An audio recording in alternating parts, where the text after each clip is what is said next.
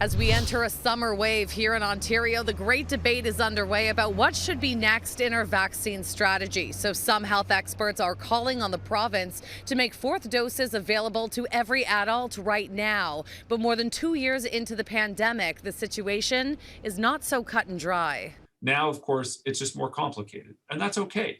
We just have to be able to communicate that in an effective manner. Unvaccinated, double-dosed, boosters, infections. At this point, almost everyone has their own mishmash of immunity. But the Ontario Science Table now confirming we have entered another Omicron wave.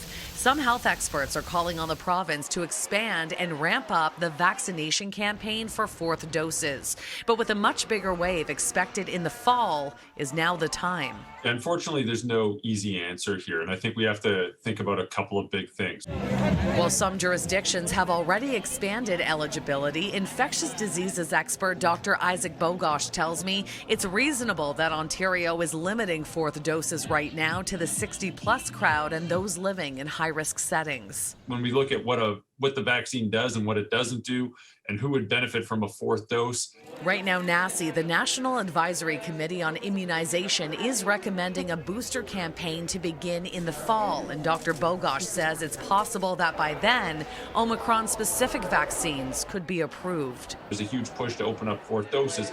Great. If you open up fourth doses, and now you have some otherwise young, healthy people at very low risk of severe infection who might be 4 or 5 months out from their third dose, and they get a fourth dose now. The question is, what are those individuals going to do in, I don't know, late August or September or October if and when an Omicron-specific vaccine becomes available? Dr. Bogosh says the situation has greatly evolved since the first vaccines arrived in Ontario. It was much easier earlier on. You could just say, hey, everyone, go out and get a vaccine. You can make these blanket statements like saying, you know what, get your first dose, get your second dose. But as we've matured in the vaccine strategy, the messaging is unfortunately more nuanced and more detailed. And that's why it's so important, if people have questions, to sit down with a healthcare provider. He does say that over the summer there should be a push to get third doses into arms. So far, there's been a low uptake. In Toronto, for example, not even 60% of eligible people